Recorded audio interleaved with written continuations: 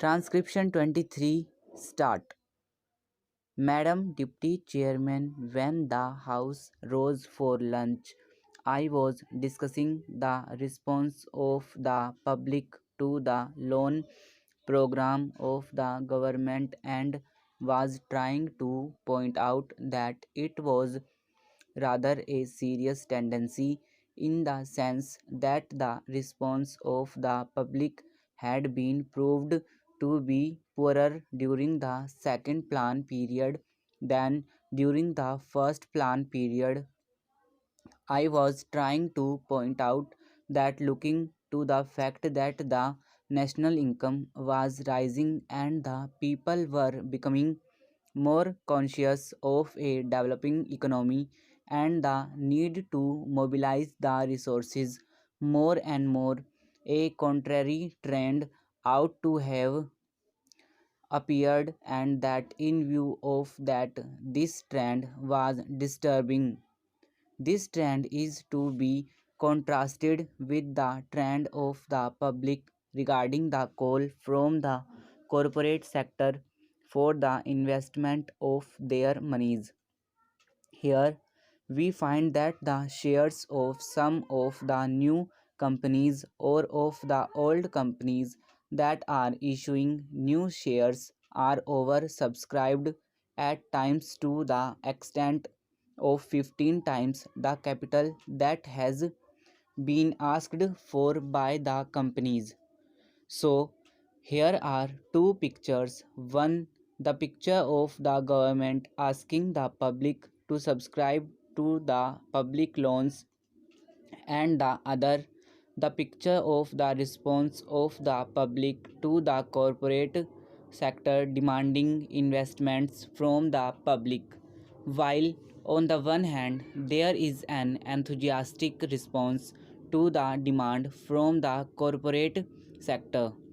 on the other, there is a very poor response as far as the loan program of the government is concerned. This is a matter of some concern, and I feel that the government should pay more attention than just exhorting the people to save more and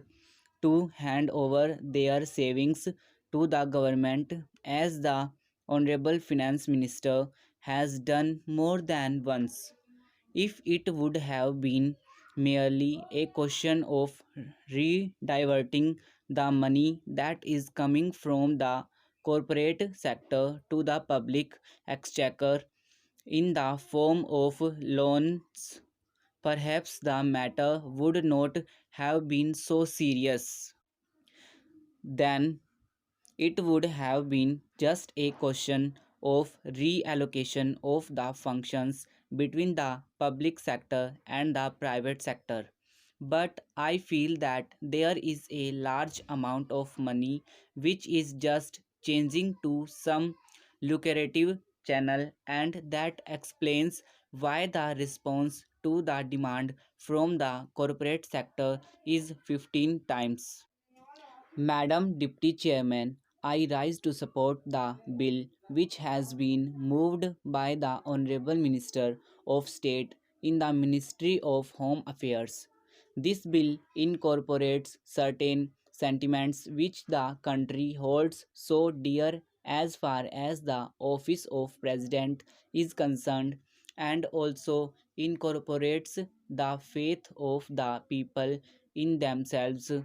that when they will elect a president, the person who would be occupying the high post would be a person who would have not only the love and affection of the people, but would be, as the Honorable Minister pointed out, a dedicated politician whose whole life is dedicated to the service of the nation. Before he became the president, during his occupation of the office of president, and even after he retired from that office. It is this confidence of the people in themselves and the high love and affection which they hold for this office which have resulted in this particular bill being considered by the House at the present moment.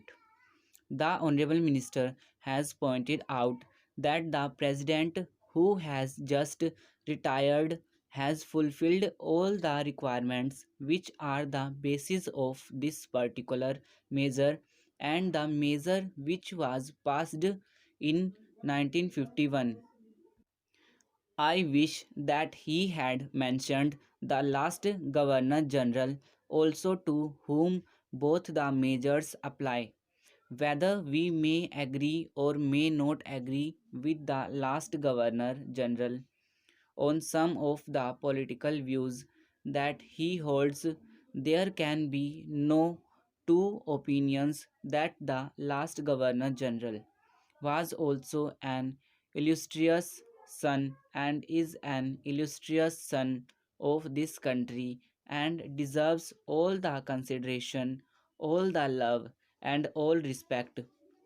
of the country, which are being incorporated in the present measure and were incorporated in the 1951 Act.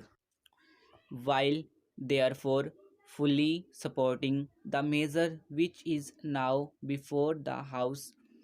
I would like certain clarifications regarding the rules that are going to be made for giving effect to the provisions which have been incorporated in the present bill.